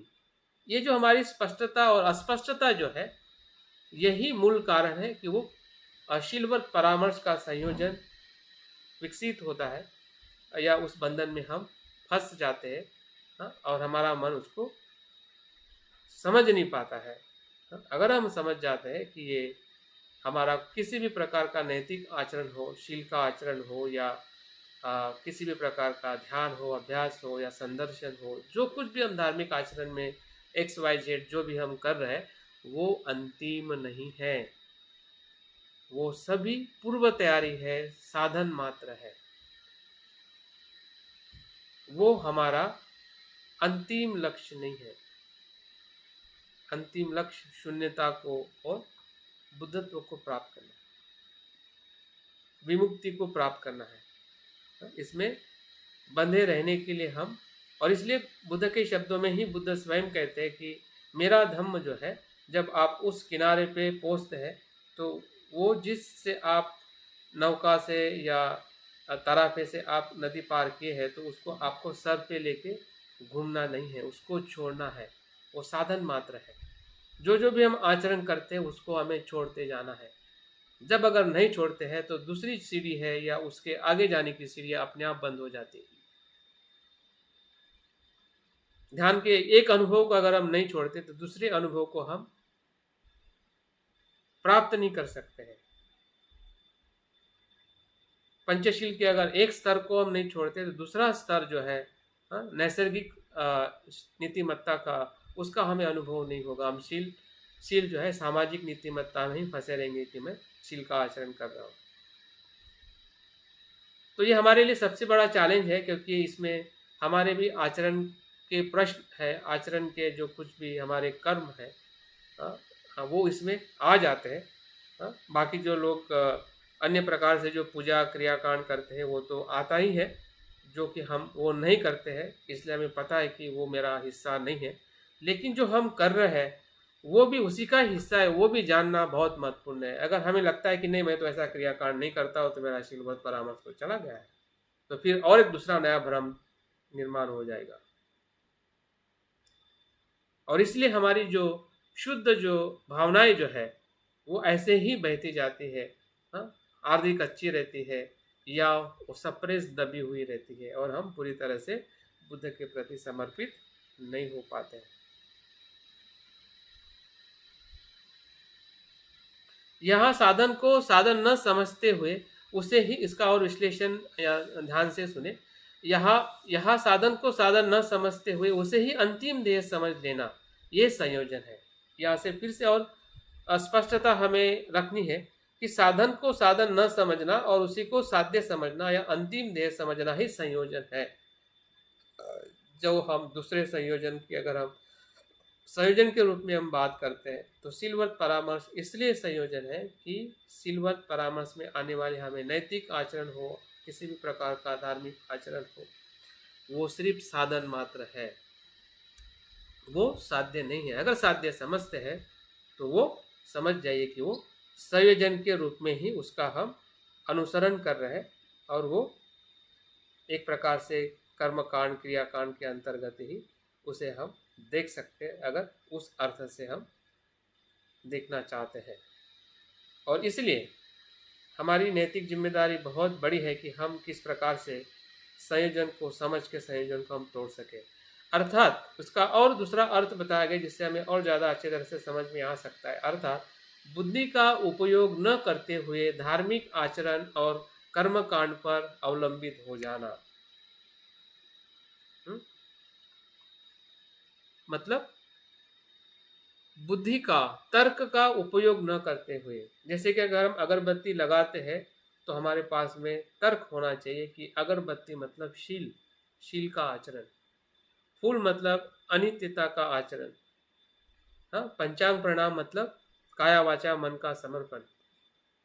ये जो उसके पीछे जो उद्देश्य है, हाँ, बुद्ध की प्रतिमा मतलब बुद्धत्व, हाँ, तो ये जो उसके पीछे जो तर्क है, जो प्रतिमा बनाने का हो या प्रतीक निर्माण करने का हो, या जो भी हम प्रतीकात्मक जो शब्दों का, अलंकारिक शब्दों का जब हम इस्तेमाल करते हैं तो वो चीज़ें वहाँ पे फिजिकली एग्जिस्ट नहीं है, फिजिकली ना हम ला सकते, ना हमें लाने की ज़रूरत है, लेकिन भावना के तौर पे उसको जब हम महसूस करते हैं, हाँ, और भावना उसको प्रतिसाद देती है, तब जाके वो पूजा, हाँ, उस बुद्ध के, क्योंकि बुद्ध लोकोत्तर है, हाँ, बुद्ध को जब तक हम लोकोत्तर भाव में ऐसी चीज़ों के साथ समर्पित नहीं करेंगे कि जो अनंत है, बहुत ही मूल्यवान है, तब तक उस जो लोकोत्तर अवस्था के बुद्ध को भी हम कैसे मूल्यवान समझेंगे।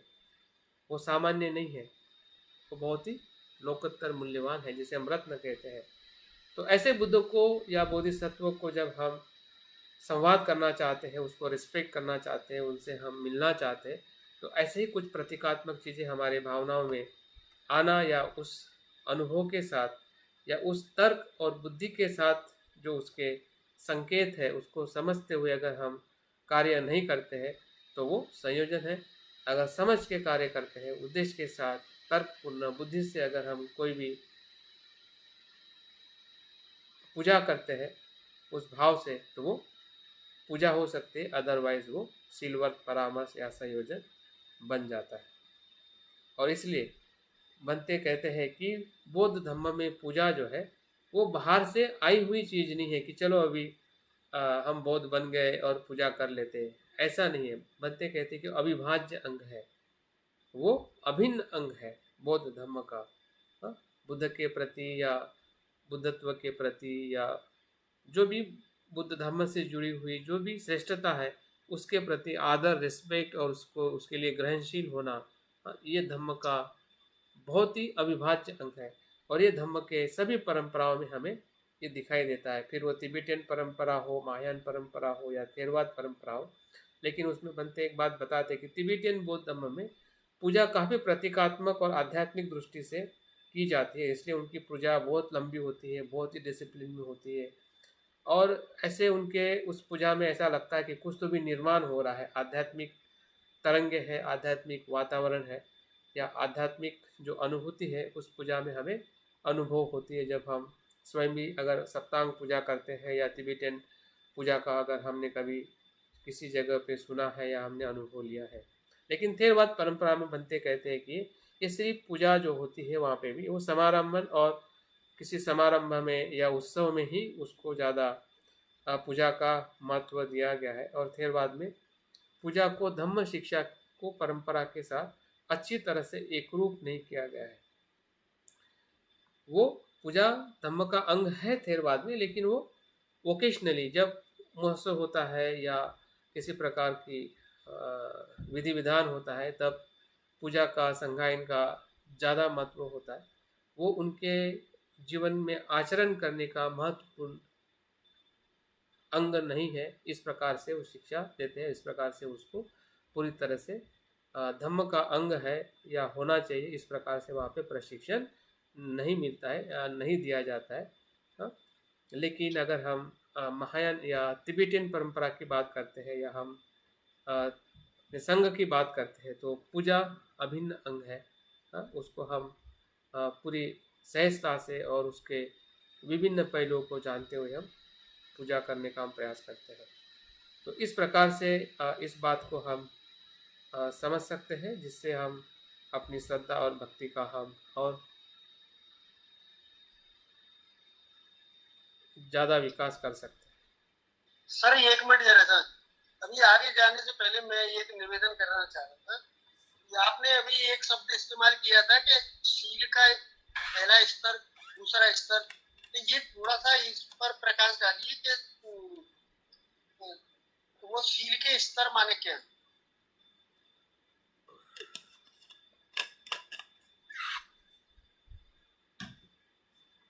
और वो कैसे मतलब शीलवत परामर्श बन जाएगा?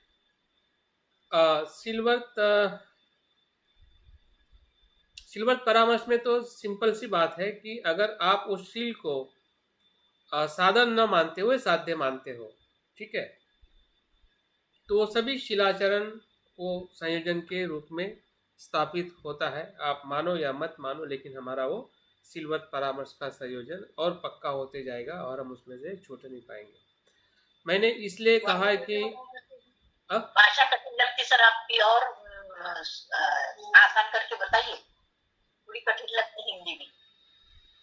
हिंदी भी कठिन लगती है तो फिर इंग्लिश में बात करूं, मराठी में?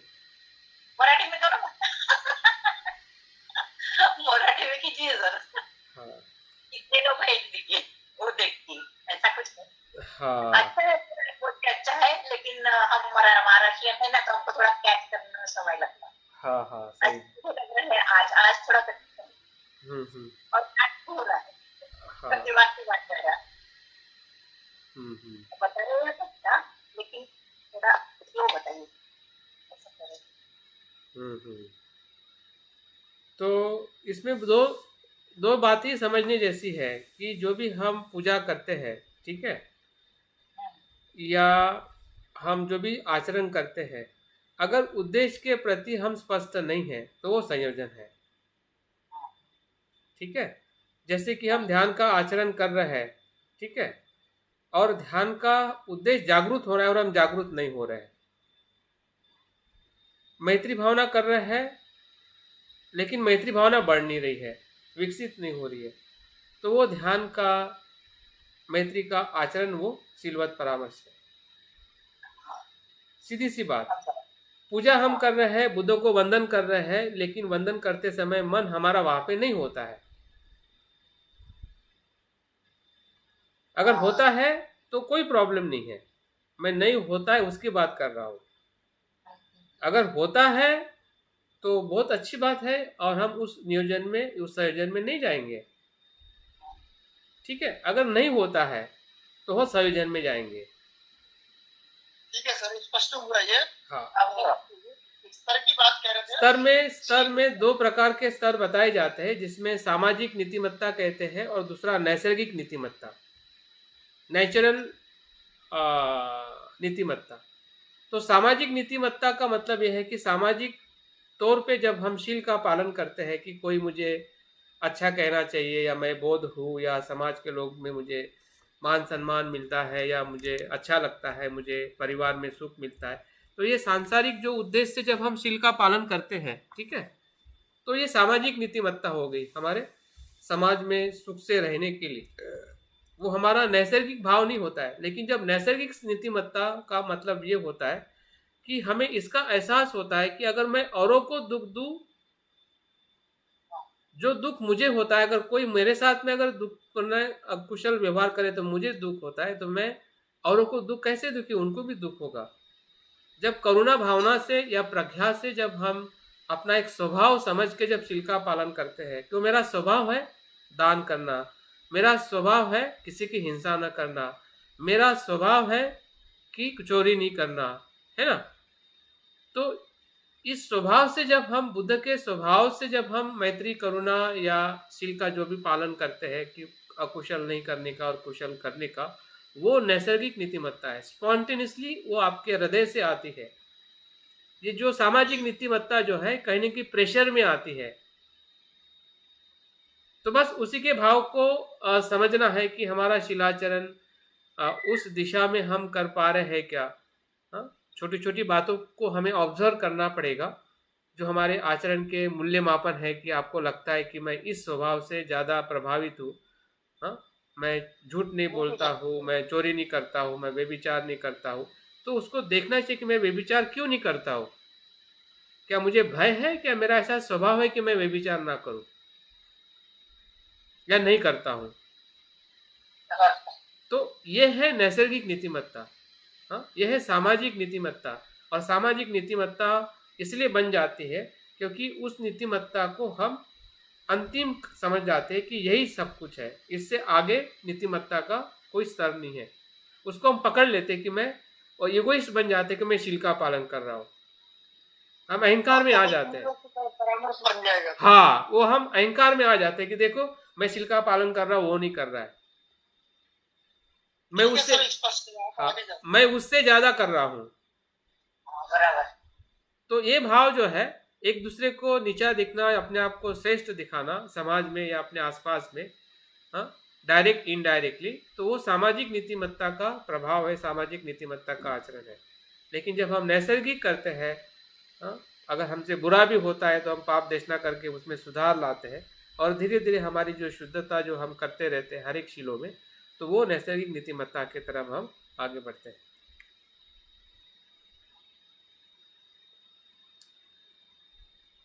तो भंते ने एक साइकोलॉजिस्ट की बात की है, एरिक फ्रोम नाम के, जिन्होंने सबसे पहले एक सुंदर और तर्क संगत ऐसी पूजा की परिभाषा की है। उस परिभाषा को मैं यहाँ पे दोहराना चाहूँगा, और इसके बारे में भंते ने इसके पहले ही बहुत सारी बातें बताई है कि पूजा वह है कि जो एक सामायिक ध्येय क्रमण और एक सामायिक मूल्य के आधार पर सामूहिक कृति है। भंते ने भी इसी के बारे में बात की है, लेकिन इसका संदर्भ देख के भंते ये बताना चाहते कि अभी तक जो पूजा के बारे में जो गलत धारणाएं थी या गलत परिभाषा थी, हाँ, इस उसमें से ये बहुत ही तर्क संगत इस वैज्ञानिक ने परिभाषा की है कि वो एक सामायिक होती है, वो ध्येय क्रमम होती है, विशिष्ट उसका ध्येय होता है, और एक ही सामायिक मूल्य पे आधारित होती है, और वो सामाजिक और सामूहिक कृति होती है। तो इन सभी गुणों को या तत्वों को भंते एक एक करके अपने पूजा के बारे में बताते हैं कि वो किस प्रकार से एक सामायिक है, कि कैसे वो शरण गमन के साथ में वो एक रूप है, हमारे ध्येय के साथ कैसे एक रूप है, हमारे मूल्यों के साथ कैसे एक रूप है, और जो भी हम कृति करते हैं वो सामूहिक कृति है, जो हमारे पूरे व्यक्तित्व में या पूरे हमारे आचरण में उसका प्रभाव होता है।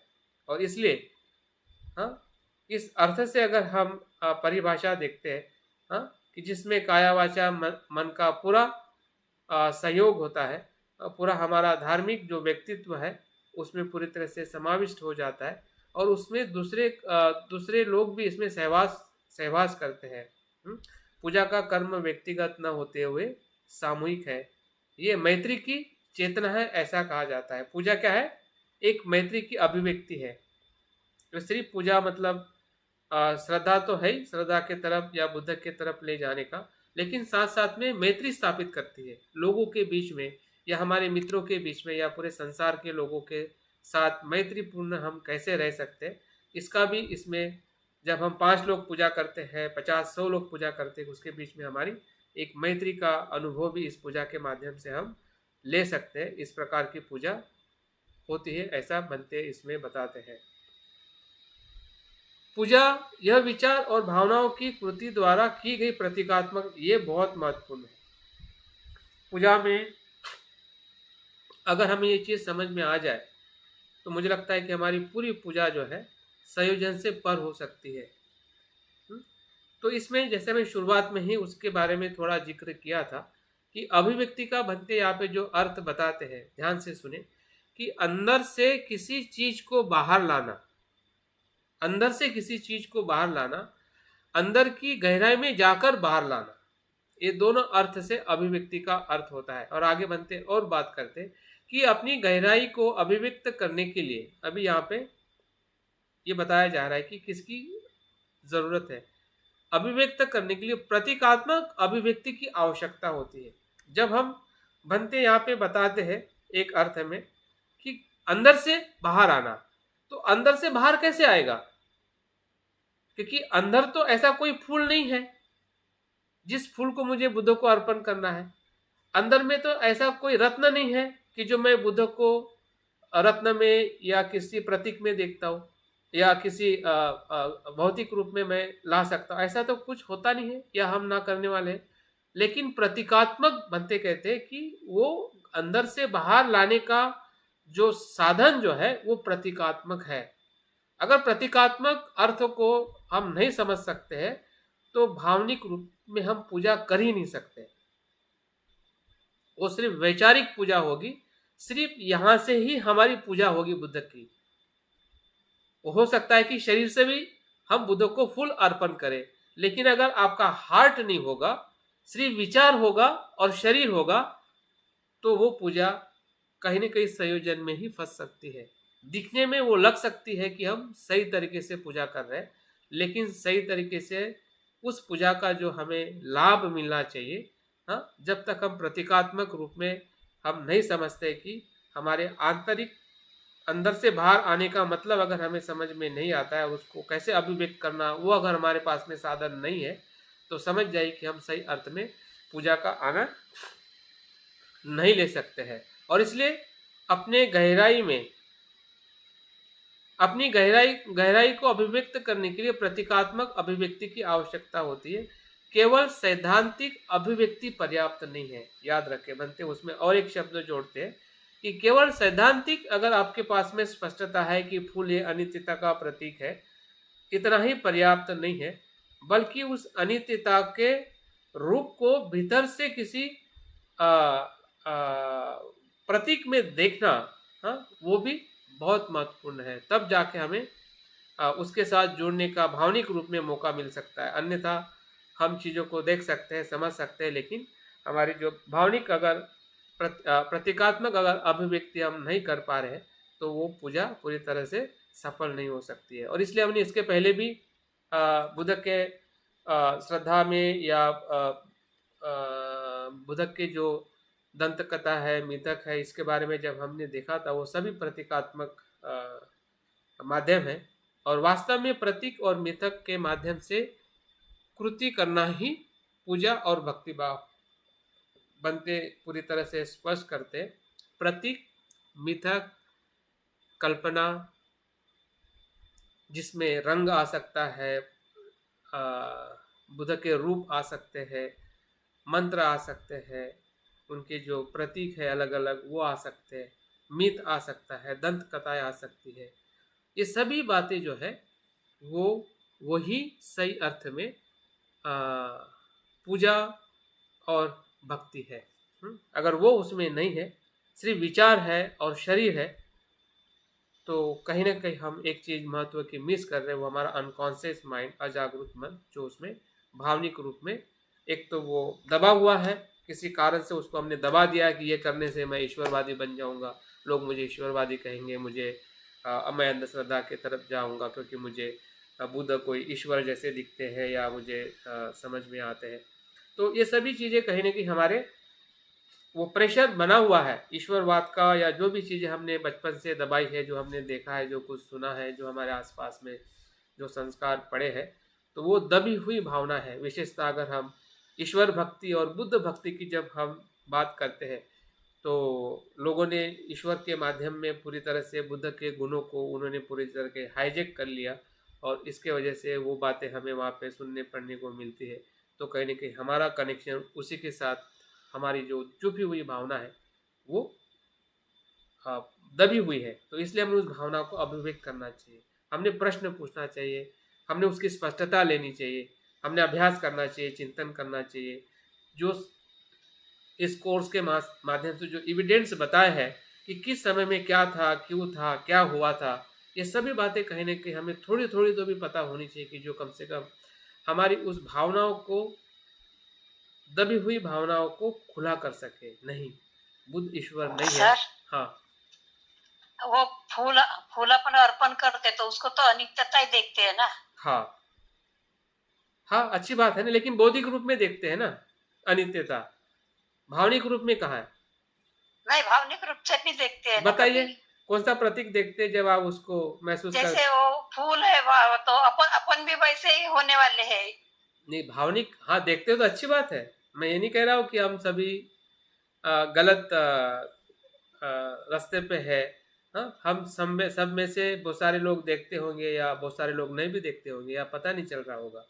हाँ, ये जो हम, जैसे फूल हाँ फूल अनित्य है तो हमारा शरीर भी अनित्य है। हाँ हाँ, नहीं तो अच्छा है, वैसे देखते हैं ना। ये अच्छा है, देखना चाहिए ना, बिल्कुल देखना चाहिए।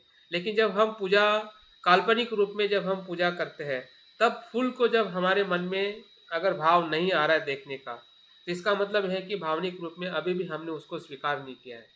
वैचारिक रूप में तो स्वीकार किया है कि भाई शरीर ऐसा है, ठीक है, लेकिन मन के भीतर जब उसी अनित्यता को हम फूल में देखना चाहते हैं, मन के फूल में, हम्म, मन की कल्पना में, तो नहीं दिखेगा ना। और दिखेगा तो अच्छी बात है, क्योंकि आपने खुले आंखों से देखा है इस फूल को, ठीक है, तो ये तो आपका जागरूक मन है। हम्म, लेकिन अजागरूक मन का क्या? जब हम ध्यान में बैठते हैं और बुद्ध को उस कमल पुष्प पे देखना चाहते हैं, तो कमल पुष्प ही दिख नहीं रहा है। दिखता है। दिखता है तो अच्छी बात है। दिखता है कौन सर। सा कमल पुष्प दिखता है? जो हमने जो देखा आप है। बताते हैं। हाँ, जो हमने हाँ, देखा है वो, कि हमारे भावनाओं से जो हम निर्माण किए हैं वो, यहाँ पे दो चीजें बहुत महत्वपूर्ण है। कि जो शब्द आपको बताए जाते हैं कि कमल पुष्प को देखो, तो हम संसार के कमल पुष्प को देखने का प्रयास करते हैं। फिर से हमारी गलती होती है। संसार के कमल पुष्प को वहां पे नहीं देखना है, मन के कमल पुष्पों को वहां पे देखना है। वो निर्माण करते हैं हाँ वो सामने आता है। हाँ, तो जो भी शब्द हम सांसारिक जो समझने के लिए या उसकी कल्पना करने के लिए जो हम इस्तेमाल करते हैं, लेकिन एक्चुअल में जब तक हम उस अपने अजागरूक मन का जो देखने का जो तरीका जो है, या उसका जो प्रतिभाव जो है, प्रतीकात्मक रूप में उसको देखना, हाँ, उस कला को या उस बात को हमें कहीं ना कहीं गहराई से देखना पड़ेगा कि क्या उस प्रकार से हम, जैसे कि बुद्ध को हम देखते हैं ध्यान में, तो अक्सर हम लोग बुद्ध को बुद्ध की प्रतिमा देखते हैं कि जो हमने अपने आंखों से देखी है, और हमें लगता है कि हम बुद्ध को देख रहे हैं। लेकिन वो तो आपके विचारों के बुद्ध है, भावना के बुद्ध नहीं है। तो भावना के बुद्ध जो उस रंग में आपने दिखनी चाहिए कि बुद्ध का वो रंग है, बुद्ध का वो प्रकाश है जो उस शरीर में, जिस शरीर में ना धातु है ना जो हम इसमें तो धातु भी होता है जो हम बुद्ध के रूप को देखते हैं, वो धातु वाला बुद्ध नहीं है, वो शरीर वाला भी बुद्ध नहीं है, वो तो प्रकाश वाला बुद्ध है। तो उसको कौन देखेगा? वो आपकी भावनाओं की कल्पनाएं देखेगी, ये आपका आंखें नहीं देख सकती है ना। तो उस प्रकार से देखने का मतलब यह है कि तब जाके हमारी भावनाएं जो है जुड़ सकती है। हमारी भावनाएं जुड़ी हुई है, ऐसा नहीं है कि भावनाएं नहीं जुड़ी हुई है, लेकिन उसका जो प्रमाण जो है वो इसलिए नहीं बढ़ पा रहा है क्योंकि हमने उसको कहीं ना कहीं दबा के रखा है, या वो हम बुद्ध के भक्ति के प्रति या जो प्रतीकात्मक जो बुद्ध बनते यहाँ पे कहना चाहते हैं कि जब तक हम प्रतीकात्मक अभिव्यक्ति नहीं करते हैं, तब तक उस पूजा का जो सही जो अनुभव है वो हमें नहीं हो पाता है। अगर हो रहा है तो निश्चित ही हम उसके तरफ आगे बढ़ते जा रहे हैं। और पूजा ये जो है सामाजिक मूल्यों में होती है। शरण गमन एक केवल कृति नहीं है, बल्कि वो सामूहिक कृति है। हम सब मिलके एक ही उद्देश्य से, एक ही लक्ष्य के तरफ हम पूजा करते हैं। और ये पूजा जो है, ये जिसमें बुद्ध रूप एक आदर्श का प्रतीक होता है, जिसे हम प्रत्यक्ष अनुभव करना चाहते हैं और जिसकी तरफ हम अपनी सारी शक्ति लगाते हैं। हम बुद्ध रूप को आदर्श के प्रतीक में देखते हैं, ये बुद्ध रूप को नहीं।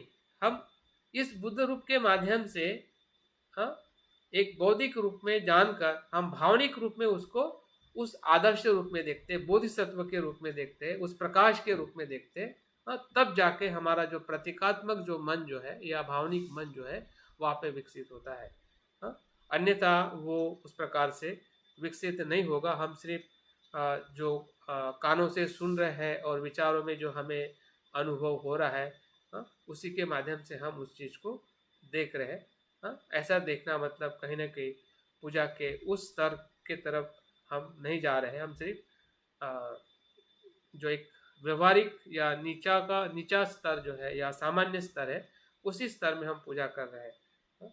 तो हमने पूजा के स्तर को भी समझ, जिस प्रकार से हम ध्यान के स्तर को समझते हैं कि हमारा सामान्य ध्यान क्या है, सभी को पता चलता है, ठीक है, कि जब न्यूरन आते हैं, आलस आता है और हम ध्यान करते हैं तो हमें पता चल जाता है कि भाई मेरा ध्यान आज का सामान्य है या उससे भी कम है। तो पूजा भी हमें पता चलनी चाहिए, ठीक है। पूजा के प्रति जो हमारा प्रतीकात्मक देखने का हमारा तरीका जो है या उसके प्रति जो हमारी भावना है, स्पष्टता है, वो क्या बढ़ रही है क्या, या हम उसको बढ़ा के उस पूजा में हम उसको देख पा रहे हैं क्या। अगर नहीं देख पा रहे हैं तो हमारी एक सामान्य तौर की पूजा हो सकती है। सही अर्थ में भक्ति की तरफ ले जाने वाली पूजा या भक्ति, जिस प्रकार से पूजा एक प्रकार से बोधिचित्त को निर्माण करती है या हमारे बुद्धत्व के तरफ आगे ले जाती है, ऐसा वो मार्ग है। और इसलिए यहाँ पे मैंने और एक बात का स्पष्टता यहाँ पे मैं देना चाहता हूँ कि ध्यान मार्ग और जो नाम मार्ग है, जिसको हम ये कह सकते हैं कि नाम का मतलब है मंत्र या सुखावती मार्ग, दोनों में क्या फ़र्क है और क्या दोनों हमारे लिए ज़रूरी है, क्या एक को करें और एक को ना करें। तो दोनों बातों को मैं इसमें थोड़ा बता के मैं अपनी बात को आगे ले जाना चाहता हूँ। मुझे लगता है कि 10 मिनट थोड़ा ज़्यादा होगा, लेकिन हमारा पूरा विषय आज समाप्त हो सकता है। और बाकी बातें आप थोड़ा कुछ अगर प्रश्न है तो। ये निवेदन था, इतना गहरा ये पार्ट आ रहा है और ये आप मतलब कोर्स जैसे खत्म करते हैं ना, ऐसे जल्दी में ये फिनिश कर रहे हैं दिन के चक्कर में। भले ही 2 दिन बढ़ा दीजिए, लेकिन अच्छे से को करवा दीजिए थोड़ा। पूजा का भाग भी जो आपने कहाँ से पढ़ाया है, तो उसका कोई रेफरेंस मतलब श्रद्धा से या किसी बुक से कहीं से और हम पढ़ सके, और इस पर अच्छी ये चर्चा आवश्यक है। श्रद्धा ठीक है, ये किताब है हमारे पास, इसमें मिल जाएगा ये सब उसी में से है, उसी में से है। मेरा तो आप निवेदन था आपसे, हाँ, कि भले ही चाहे 2 दिन आप बढ़ा दो चीजों को, लेकिन ये थोड़ा डिटेल में ये भी जो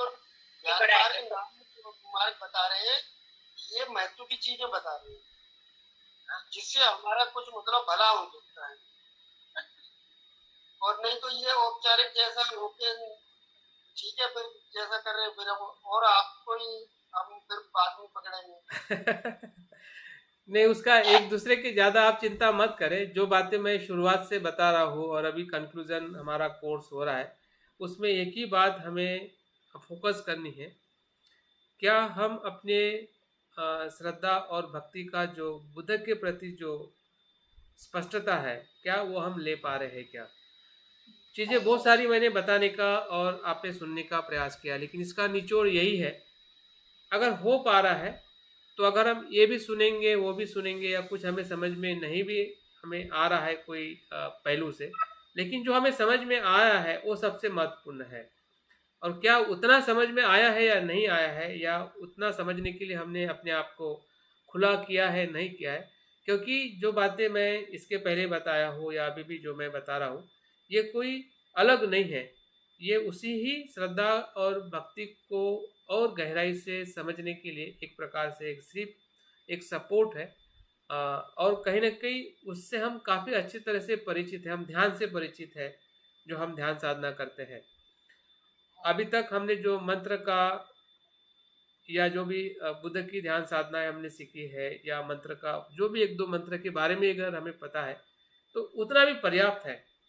और उन दोनों बातों को जब हम एक साथ देखते हैं कि ध्यान मार्ग से हमें क्या मिलता है, नाम या मंत्र के मार्ग से हमें क्या मिलता है, तो हमारी जो दोनों जो मार्ग जो है वो हमारे लिए स्पष्ट हो जाते हैं। और दोनों मार्ग का स्पष्ट होना और उसको दोनों का इस्तेमाल करना, ये करना, वो नहीं करना, वो करना, ये नहीं करना, ऐसा हमें नहीं देखना, क्योंकि समग्रता के विकास के लिए हमें अनेक अलग-अलग पहलुओं को हमें समझना पड़ेगा। अलग-अलग पहलुओं से हमें अपने ध्यान को, अपने आध्यात्मिक जीवन को हमें विकसित करना पड़ेगा। और भंते ने भी हमें इसी प्रकार से जो मूल्य जो है, शील से लेके समाधि या फिर उससे आगे जो बातें बनते ने हमें बताई है, वो एक ही जीवन के परिप्रेक्ष्य में है। वो अलग-अलग नहीं है, सीखने में, बताने में अलग-अलग बताए जाते हैं। लेकिन हमारे पूरे आध्यात्मिक जीवन का जो निचोड़ जो है, जो हम अनुभव कर रहे हैं और जिस अनुभव से हम आगे लेके जा रहे हैं, वही सबसे महत्वपूर्ण है। तो मुझे लगता है कि अगर समय हुआ है तो यहाँ पे मैं रुकता हूँ, और कल इसी बात के साथ मैं आगे कंटिन्यू करूँगा। और कल हम 8:30 बजे मिलते हैं। और ठीक है, सुभाष चंद्र जी ने जो सजेशन दिया है कि इसको हम कल के सत्र में लेंगे। और अभी तक जो मैंने बनते संरक्षित जी के जो दर्शन से जो पूजा और आ, पूजा के जो अलग अलग पहलू है, या उनके बारे में जो उनका एक विश्लेषण जो उन्होंने सप्तांग पूजा के या श्रद्धा के इस बुक्स में दिया है, उसी के आधार पर मैं कुछ बातें आपके बीच में रखा हूँ, ताकि हम पूजा के प्रति, या पूजा से कैसे हम श्रद्धा और भक्ति का विकास कर सकते हैं, जिसमें सब कुछ समाविष्ट है। मंत्र से लेकर, श्रद्धा से लेकर पाप देशना, सभी बातें उसमें सम्मिलित है, कि जिसका एक पूरी प्रक्रिया को जानते हुए हम अपनी श्रद्धा भक्ति का विकास कर सकते हैं। तो बहुत बहुत धन्यवाद आज के इस सत्र में बने रहने के लिए। कुछ बातें ज़रूर हमें समझ में आई है, कुछ समझ में नहीं आई है, तो उसका प्रश्न के रूप में आप उसको ज़रूर कल के सत्र में हम चर्चा कर सकते हैं। बहुत बहुत साधुवाद। जय भीम, नमो बुद्धाय। बहुत बहुत पुण्यवान सर, बहुत डेप्थ में आपने बहुत सारी चीजें बताई हैं।